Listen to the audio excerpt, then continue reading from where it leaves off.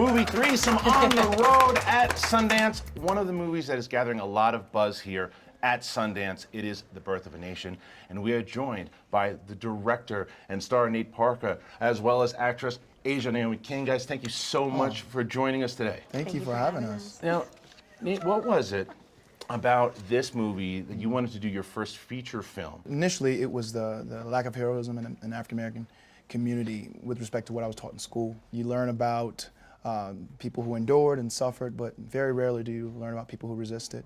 So when I came across the story of Nat Turner in college, he became one of my heroes very early in life. So when I became a filmmaker and started to write, I said, well, you know, I'd love to create a Braveheart-esque thing for our community.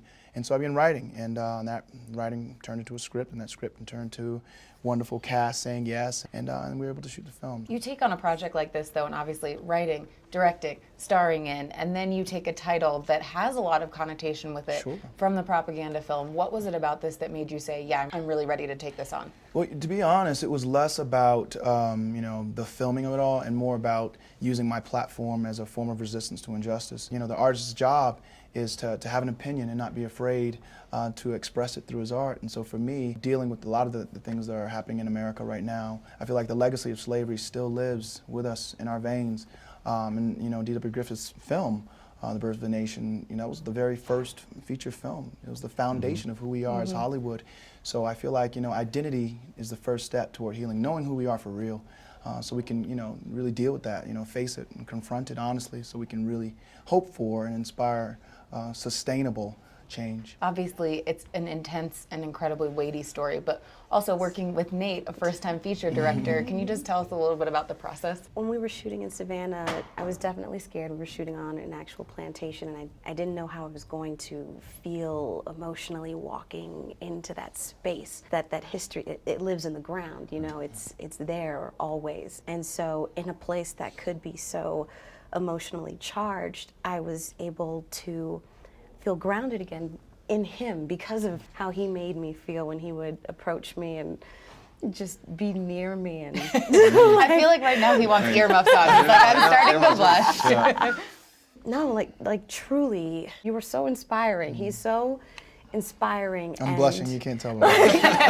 But it's true, and we talked, we didn't want my character to be like the, no, don't go, you know, kind of thing. It's like, no, we stand together in this. So what is it about the fact that it's a true story? What does that add to your performances, knowing that this was a true story? Well, I can, for one, say you got to get it right. I went to Southampton County and met with and interviewed descendants on both sides. And it's so interesting to know the perspective of both, just to see how they feel. The hardest thing for me going in to wrap my mind around was, after, you know, reading extensive slave narratives, you are raised and conditioned to believe that you are worth less, you know, and that's all you know.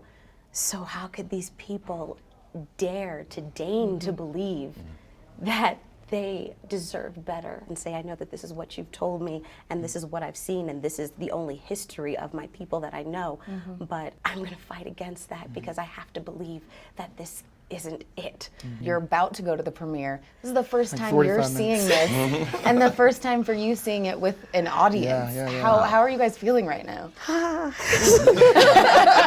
There are no words. I think you just have to remind yourself that it is art, that you put it into the world, you put everything into it, and then you let it out into the world to live and exist. You know, people will feel the way they feel, but hopefully they feel.